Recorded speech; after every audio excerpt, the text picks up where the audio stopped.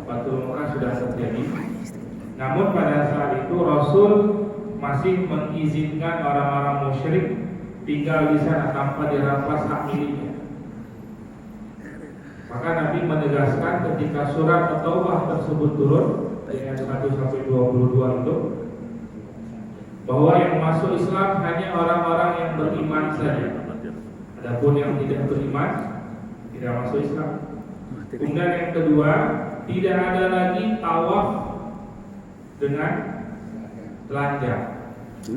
Di awal-awal itu orang musyrik, orang-orang kafir Quraisy membuat aturan bahwa kalau mau tawaf di Ka'bah harus beli kain ihram dari Mekah. Kalau nggak punya uang, maka dia tidak boleh pakai baju yang dia bawa dari rumahnya. Harus lepas semuanya, baik laki-laki ataupun perempuan. Maka pada masa itu yang nggak sanggup beli pakaian, ya sudah melakukan tawaf dengan cara tanpa busana. Kemudian yang ketiga, artinya apa? Ketika Fathul Mekah pun belum ada larangan itu, berarti orang musyrik masih melakukan adat itu bagi yang datang dari luar kota. Kemudian yang ketiga, penegasan kepada orang musyrik bahwa tahun 9 Hijriah itu adalah tahun terakhir mereka boleh melaksanakan haji. Setelah itu udah nggak boleh. Jadi yang ingin melaksanakan haji tahun berikutnya udah dilarang. Hanya orang-orang yang beriman saja yang boleh melaksanakan ibadah haji. Karena bagian dari ibadah haji itu tawaf itu ya. Kemudian yang keempat, yang tidak punya kesepakatan dengan kaum muslimin diberikan waktu selama 4 bulan. Apabila tidak beriman atau pilihannya keluar dari kota Mekah, kalau tidak dibunuh.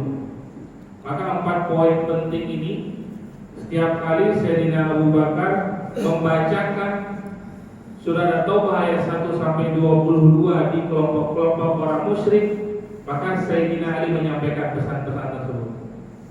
Bahkan Sayyidina Ali berkeliling seluruh kota Mekah untuk menyampaikan informasi tersebut. Tidak ada satupun orang yang luput dari info tersebut. Karena memang ini pesan khusus disampaikan oleh orang khusus terkait perkara-perkara penting. Jangan sampai mereka nanti ketika diberlakukan hukumnya nggak tahu informasinya.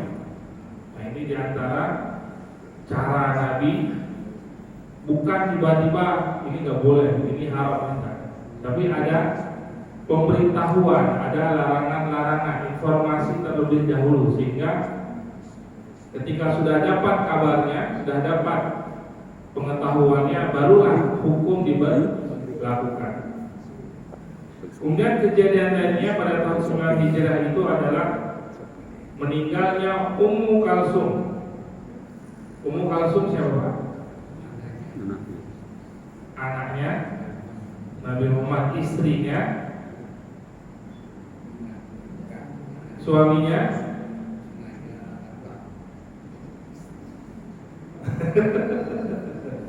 Zunnurain. Siapa Pak? Yang punya gelar Zunnurain? Sayyidina Utsman bin Affan. Karena beliau menikahi 2 orang anak Nabi, ya. Yang pertama lupa lagi. Ya. Nah, Ruqayyah kemudian menikah dengan Ummu Kulsum. Ya. Kemudian yang kedua, kejadian berikutnya adalah di tahun 9 Hijriah ini datangnya utusan suku Arab masuk Islam. Ketika Nabi Muhammad menaklukkan Romawi tanpa ada peperangan yang menyebabkan seluruh suku Arab yang ada di Jazirah yang di sekitar itu semuanya sudah mulai segan. Kenapa segan? Kenapa takut? Karena Romawi penguasa dunia saja takut nih dengan Nabi Muhammad dan pasukannya.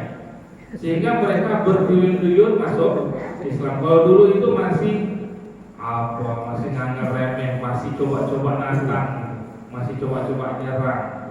Nah, ketika Nabi menaklukkan Romawi, bukan menaklukkan, mengalahkan Romawi dalam perang Tabuk, maka setelah itu seluruh suku-suku Arab itu berduyun-duyun masuk Islam.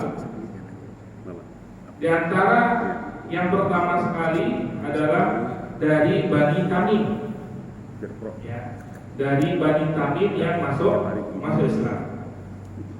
Mereka ini Bani Tamim, mereka bagian dari suku Baduy. Datang putusannya ada Utarid bin Hajib, kemudian Aqra bin Habis, dan juga Zulfurqan bin Badar. Ya, 3 utusan dari Bani Tamim yang datang terlebih. Bani Tamim ini punya banyak suku orangnya gitu ya, hampir 10 ribuan atau bisa lebih. Nah, sebelum rakyatnya yang lain dari suku Bani Tamim ini masuk Islam, diutus dulu pimpinannya 3 orang ini. Di antara kelebihan, di antara kemasyhuran dari Bani Tamim ini adalah mereka sangat senang bersyair. Baduy senang bersyair. Maka sebelum mereka mengikrarkan syahadatnya, ini mereka ingin ngetes dulu. Ya, ngetes dulu, Pak. Kalau seandainya kami kalah dalam bersyair, baru kami masuk Islam. Ini dari Bani Tamim. Tiga utusan ini pimpinannya. Kemudian siang-siang datang langsung ke rumah Nabi dengan berteriak-teriak. Ya, wahai Muhammad, keluarlah, tunggu kami. Sedangkan Nabi biasanya zuhur itu istirahat, kailulah gitu ya. Habis sholat zuhur panas-panas istirahat. Biasanya orang yang nantang syair biasanya asar atau maghrib atau malam. Ya, ketika cuacanya sudah nggak terlalu panas. Ini Bani Tamim Baduy, Pak. Mereka nggak ngerti yang namanya adab, itu nggak ngerti. Nggak kasar gitu ya. Datang ke rumah Nabi sambil teriak-teriak, wahai Muhammad, keluarlah. Nabi sedang istirahat. Nabi nggak kenal beliau keluar. Dan Nabi katakan khairan, ya baik, kenapa, ada apa gitu ya. Dan Nabi tidak kenal mereka ini dari Bani Tamim ini. Ketahuilah wahai Muhammad, kami ingin adu syair dengan kamu gitu ya. Kata Nabi, itu baik kalau gitu. Nah, Nabi rangkul mereka, baik masuk. Jadi masuk ke dalam rumah beliau dan Nabi mengundang beberapa sahabat, panggil beberapa sahabat.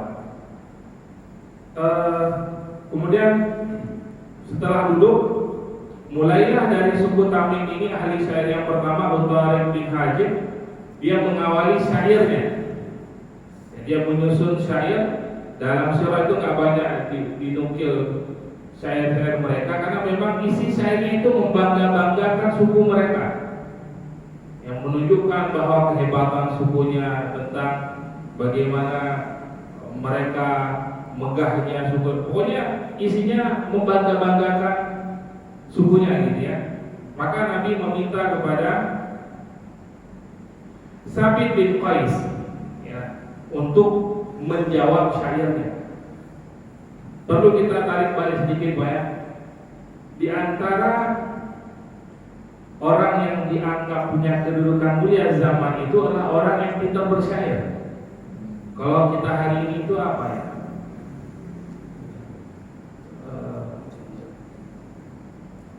Mungkin yang punya posisi lah Pak ya. Kalau zaman itu orang yang hari ini tuh orang yang banyak follower Pak.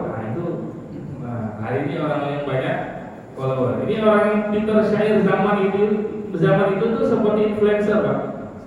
Jadi dia dapat berita digubah gitu ya dengan bahasa yang bagus, disampaikan, maka itu orang akan berebutan untuk menghafal syairnya.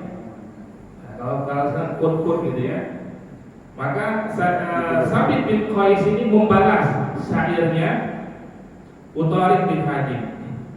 Ayu ayyu fakhrin an yakima fina Rasulullah ayyu fakhrin man yamutu minna an yadhhabu ilal jannah.